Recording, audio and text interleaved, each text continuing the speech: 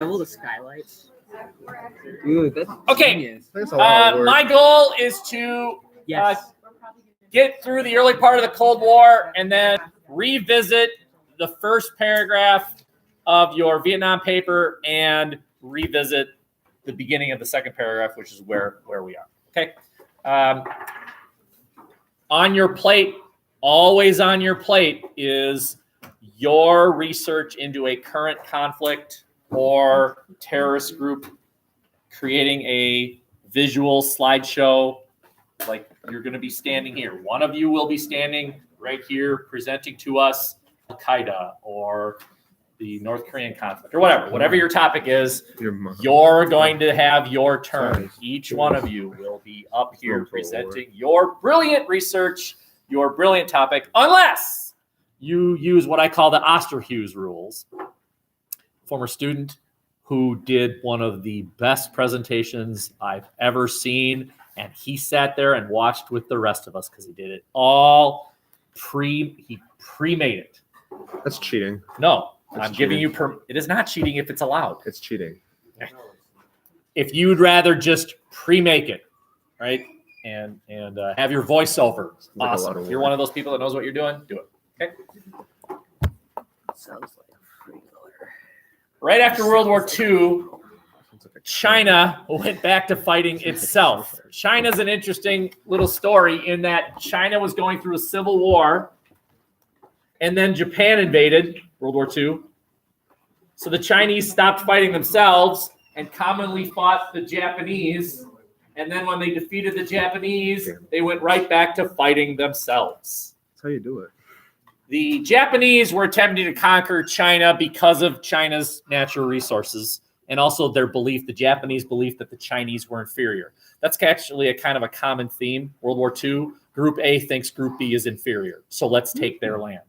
It's what the Germans told themselves when they conquered Poland, that the Polish were an inferior people, that the Russians are an inferior people. The Germans called them the Slavs. The Slavic people are inferior. They do not have the right to their land. God wanted us to have the land. God is authorizing us to take that land. God wanted us to have the land. Sort of. Just chill for a second, will you please? It's sort of the justification for westward expansion in the U.S. Sort of. That the Indians are inferior, that they do not farm, they do not mine, they simply chase the buffalo. God wanted us to use the land, to farm it, to mine it. And the Indians, therefore, are exploited for its natural resources. Good caretakers of the land. They're not using it so we can expand westward. It's the same thing the Germans said. Now, they went a little further, and when I say a little, I mean a whole lot further in what they did to conquer that land and what they did with the people that were in the way. Same thing. The Japanese believe the Chinese are an inferior people, so they invade, but they lose. So the Chinese go right back to a civil war. And the civil war was between two people, and you are responsible for these names. And here we go. There they are. Name number one is a guy by the name of Mao Zedong. And name number two is a guy by the name of Chiang Kai-shek. One interesting thing about Chinese culture, and I'm no master of Chinese culture, but I do know some things about Chinese culture, and that is we are more important than I, which is not necessarily the opposite of American culture, but in American culture, we sort of believe in individual accomplishment, rugged individualism. And one way of seeing that in practice is thinking about your family name. Where is your family name in your name? For most of us, it's the last name. The family name is the last name. But in Chinese culture, the family name is the first name. As if to say, we are more important than the individual. All right. Okay, so Mao is the family name. Of the family Mao, we have Zedong. Okay. When I was in college, I had a cat named Dog. So when I refer to dog, I'm referring to my cat. Dog. Okay. Dog was a cute little cat. And driving home from Christmas break one time, it was my brother and I, and we're driving from Milwaukee. We had to go pick up his girlfriend who went to Madison and her brother. So there's 4 people in the car and Dog, my cat. and it was snowing, unbelievably snowing.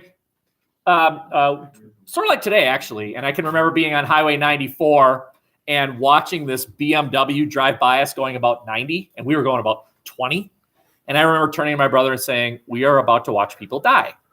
And 5 seconds later, we watched the thing start swerving, flips several times, ends up in the ditch, right? So we slow down even more. We want to help these people, right? So we slow down to help these people, right? I'm definitely afraid of what I'm going to see there. And I remember my brother sitting in the front seat. I'm driving. He's sitting in the front of the seat. He looks out the passenger window, turns to me and says, keep going. And that made me really curious. What in the world could he have seen that would tell him, keep going from the scene of an accident? So I leaned forward to see what he was seeing. And what I saw was 4 people out of the car already. I mean, by the time we got there, they were all out of the car in a straight line, well-dressed, like 3-piece suits. Guy 1 was reaching into the car, throwing the guy to something that looked like a white brick about this big. Who caught it, threw it to person number 3, who caught it, threw it to person number 4, who threw it into the cornfield. And they looked fine, and we kept going. But that's not even the part of the story that's interesting.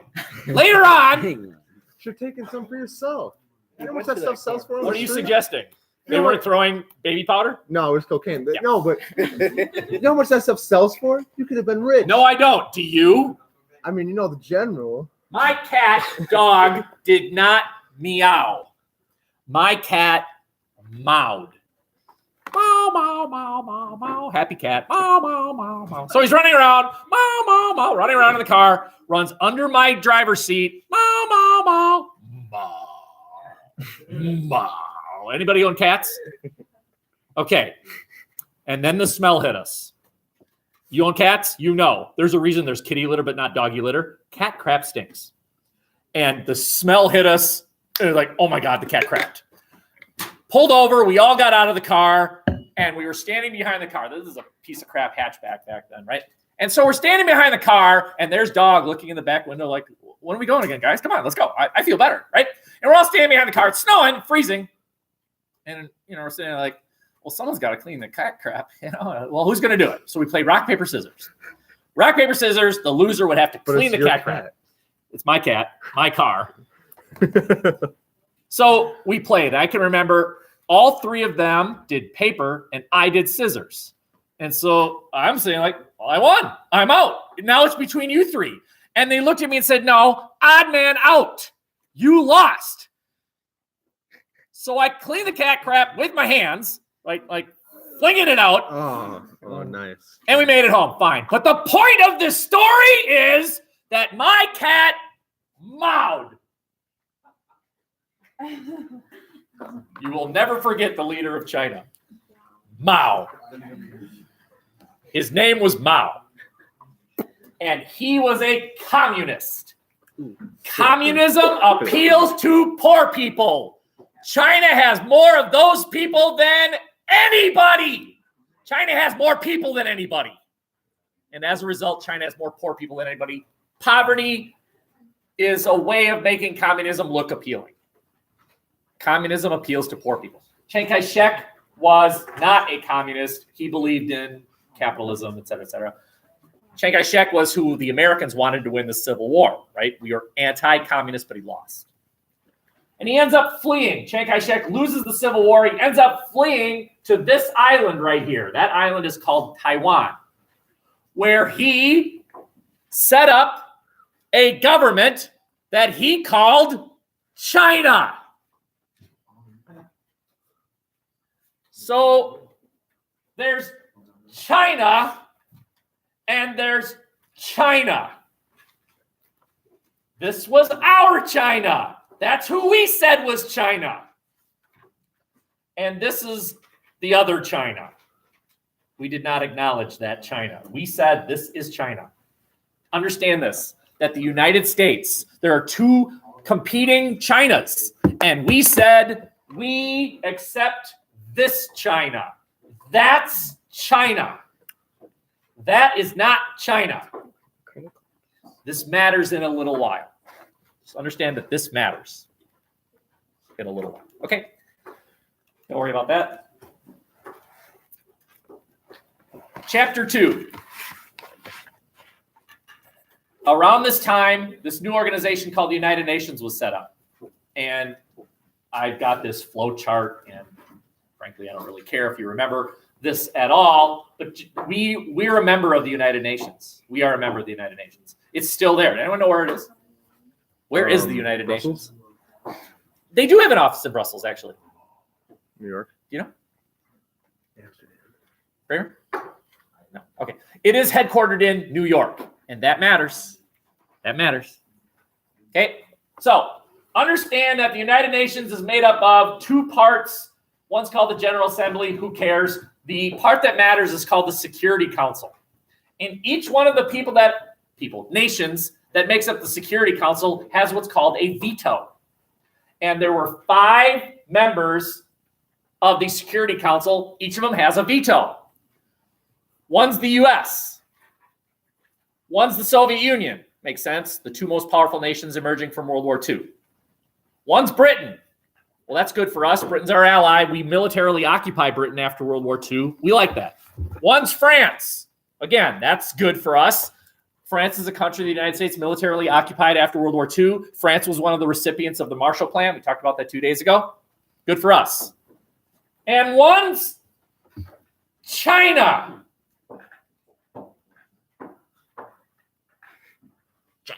Any questions? But we don't. Which China? That's right. Where's the UN? New York. New York. True story. When the United Nations opened, a delegation from China landed, and a delegation from China landed. You want to land in the United States? You need something called a passport. Any of you travel overseas to other countries? Did you get your passport? Okay. It's true of diplomats as well. When the Chinese delegation landed, the U.S. said, I'm sorry, you need to leave, and kicked the Chinese out. Then the Chinese landed, and we welcomed them in. Do you understand? You know, if someone were to walk in now and I said this and they were sitting there and I'm explaining, yeah, the Chinese landed and then the Chinese landed. And the U.S. kicked out the Chinese, but then welcomed the Chinese. If that were the principal, she would walk out like, why is he teaching? Right? But you understand. You understand the difference between the Chinese and the Chinese. You understand the difference. This was China, not China. Until 7. Okay, this matters. This matters. You'll understand why it matters in a bit. Okay. So, in a way, 4 for 5, right? The U.S. is going to think one way about Cold War events. Britain's going to agree with us generally. France is going to agree with us generally. And China is going to agree with us generally. The one problem is the Soviet Union, and they have a veto, which in a way, doesn't that trump everything? What's the difference? You don't need 2 vetoes. You only need 1. And the Soviets are like, big deal if they don't recognize China. It's kind of stupid, but who cares if they don't recognize China? Because they have a veto. But wait, here's where it gets messed up, right? So the Soviets said, hey, U.S., the fact that you recognize Taiwan as China is stupid. You need to change your policy. And until you do, we are going to boycott the UN. They're going to leave. So they did. The Soviets left, boycotted the UN until the United States recognized China as China and not Taiwan as China. So now look at the Security Council. The U.S. will see things from a certain point of view, pro-capitalist, pro-American. The Soviets aren't there. The British will see things from our point of view. The French will see things from our point of view. And this version of China will see things from our point of view. So later on, during the first major military crisis after World War II, it was the UN that came to the rescue. And the first major military crisis after World War II. Does anyone know what I'm talking about? Korean War. That's right. The Korean War was when the evil North Koreans, who were communist, invaded the heroic capitalist South Koreans, and the UN sent a military force to rid the peninsula of communists. Now, why didn't China veto that? Because they were China. Why didn't the Soviets veto it? They weren't They there. weren't there. They weren't there. Okay. One more slide here, and then we're going to shift gears. So I'm telling you something that's sort of interesting, especially nowadays. And that is this, that after World War II, the United States came to the conclusion, do you want a world that's safe? Create binding organizations that countries are members of, so that if they break the rules of that club, the other countries can say, hey, you're breaking the rules. You can't do that. Whatever it is you're doing, you're breaking the rules. So one of the members of the United Nations was North Korea. And North Korea invaded South Korea. Now the United Nations can say to North Korea, you're breaking the rules. Create binding organization. Had there been a binding organization, the U.S. reasoned this. Had there been binding organizations, Germany would never have been allowed to invade Poland. Because had they done that, the organization would have said to Germany, stop it. But there was no binding organization holding Germany accountable. Here's one of them. Here's one of the organizations. And here's the other one. The second organization created was a military organization called NATO. Does anyone know what NATO stands for? It says it up there. Treaty Organization. North Atlantic Treaty Organization. That's exactly right. It's basically Team Blue. It's a military alliance. If you're one of the blue countries, any attack on your country will be, the response will be by all the other blue countries. If you're a part of my team and you're attacked, we will come to your aid. And had this organization been in place during World War II, there would not have been these invasions of one country invading another, because that country's got powerful friends. And so that invading country would have been deterred from invading. That was the logic of the United States after World War II. The reason I'm bringing that up, as far as it's sort of interesting today, is because our current president, and I'm not saying he's right or wrong here, but our current president believes that binding organizations are not fair to the U.S. That NATO is not fair because the U.S. pays, by the way, this is true, the U.S. pays for most of NATO funding. Well, that's not fair, says President Trump. So maybe we should get out of NATO. He believes that treaties, multiple country treaties, that again, the conclusion after World War II is treaties are good. Binding treaties are good. They hold countries accountable. Our current president thinks, no, they're not fair. They're not fair to the U.S. And so the president, during his presidency, has pulled out of what's called the Trans-Pacific Partnership. It was a binding treaty. We're out. Pulled out of something called the Paris Treaty, which member countries are accountable for the amount of pollution they can release. We're out. Just pulled out of something called the INF Treaty with the Soviet Union. And it has said we are going to resume building what are called medium-range nuclear missiles. We're out of that treaty. Withdrew from something called, what's it called? The economic treaty between the Canada and the United States and NAFTA? NAFTA. He pulled out of NAFTA? He pulled out of NAFTA. He did? Now, hold on. He did replace it with another, so that's not quite right. And by the way, you're free to agree that, gee, it doesn't seem fair. Why should we pay for the military defense of other countries? Why should we pay for that? You pay for it. I'm just telling you that after World War II, the United States came to the conclusion, do we want a safe world? We'll defend our friends. They won't have to worry about it. But because they don't have to worry about building up their military, they'll never be tempted to invade anyone. They don't have a military. We're their military. So that'll make a safer world. As opposed to the conclusion, Germany, defend yourself. Defend yourself. we have nothing to worry about. You've always been a trusted ally. We'll never have to worry about Germany attacking the United States because Germany's always been a friend of the United States. Of course, that's not true. Germany was enemy in World War I. Hey, they've been friends for like 60 Okay. years. Come on. Any questions? Great.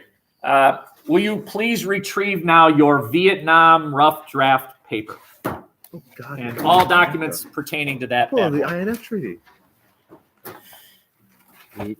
Resume the nuclear arms race. Reagan signed it. Yeah. You know what it means? Imagine undoing They got rid of all their intermediate range nuclear missiles. Which means all they have is ICBMs. Yeah, I mean, Which means top that priority. it would ensure ICBMs ensure mutually assured destruction. It basically means that nobody would ever nuke anybody else because you would die too. But with intermediate range missiles, they can get there so fast that you have no time to react. Like within 5 minutes. So they could like destroy. I fully understand. We've already written the first paragraph, but I just want to revisit it just to make sure that the rest of your paper is written correctly. Okay? So the only thing that's new is this double arrowed thingy down the middle. It's nothing you have to write. It's just to make sure that you understand. So will you please all revisit your third sentence of paragraph number 1? Paragraph number 1, sentence number 3. Paragraph number 1, sentence number 3 would be your first reason for the side you do not agree with. The question is, was the U.S. justified in fighting the Vietnam War? Whatever your opinion is, sentence 3 is the other opinion. Reason number 1. Correct? Okay. Yes? Will you please somewhere over that sentence, right over it, put paragraph number 2 and circle it. Just double P 2. You know the paragraph symbol? Yeah. Right? 2 lines and a P. 2. And circle it. That is the topic of your second paragraph. Sentence number 4 is addressing the second argument for the side you disagree with. You will develop that argument in paragraph number 3. So put P3. Go down to sentence number 6. Oh, shit. Go down to sentence number 6. Sentence number 6 should begin, first of all, or the first reason. That is going to be an argument that you develop in paragraph number 4, and sentence 7 is the argument you are going to develop in paragraph number 5. So please notice that the way your first paragraph is organized is the way your paper is going to be organized. That is called paper consistency. I know after reading your first paragraph how the rest of your paper is going to lay out. And that is a good thing. You know, in novels, right? If you've read the George Martin books, Story of Fire and Ice, right? Man, when you're reading about the Red Wedding, that one came out of left field, and that's a good thing. But these are not novels. These are argumentative papers. It's like a trial. The first paragraph is your opening statement. Hey, jury, here's what I'm going to prove to you. Here's what they're going to prove to you. I'm going to prove them right and me. I'm going to prove them wrong and me right. Paragraphs 2, 3, 4, and 5 are the actual trial. Paragraph 6 is your closing argument. You all right? Are you tired? Okay. Can we advance? Anyone not ready to advance? How much force does it take to break Okay. a skull? Let's Break a skull. tackle one of the next paragraph. Yeah. Now, which paragraph is really dependent on you? For you, it might be your second paragraph. For you, it might be your third paragraph. For you, it might be your fourth paragraph. For you, it might be your fifth paragraph. It depends. The argument we're going to address here is that the U.S. was trying to establish a stable country. That the U.S. was justified. Yes, we were justified because we were trying to establish a stable country, right? Now, go to your first paragraph. I think we've already done this, but let's just make sure we're doing it right. Go to your first paragraph. Which sentence makes that claim? That the U.S. was justified because we would have eventually established a stable Vietnam. Which sentence is that? I'm going back. Which sentence is it? Which then tells you which paragraph you're writing right now. Label it, please. Label this paragraph 2 or 3 or 4 or 5. And I think most of you have done it, but some of you left 2 days ago not getting it.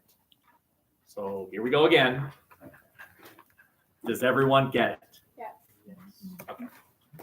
If not, and you want to come find me and you and I sit down, great.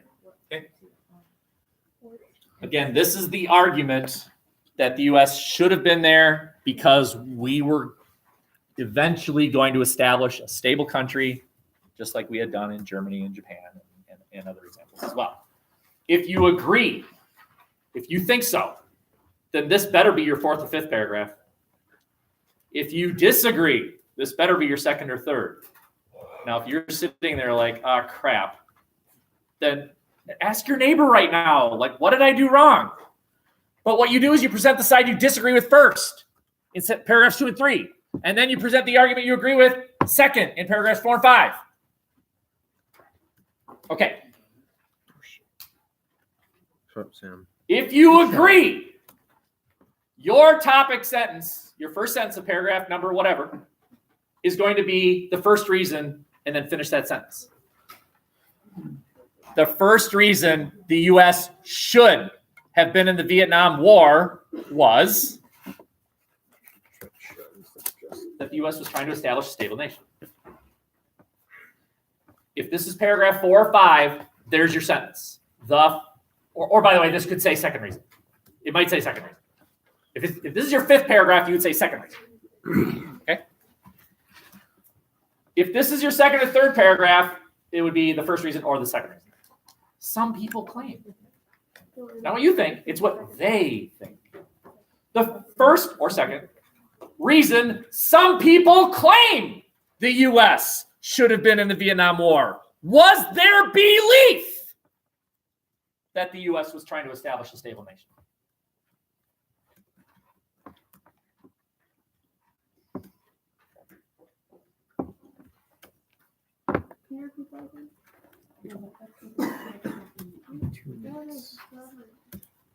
You agree or disagree? That was not for you. That wasn't for you. She wants the left side. The first reason. This one. Yeah. The first reason the U.S. should have participated in the Vietnam War was the U.S. was trying to establish a stable nation. And the reason's right there. You just have to introduce it properly. If you agree, you're saying it is so. If you disagree, you're saying that's what those people think.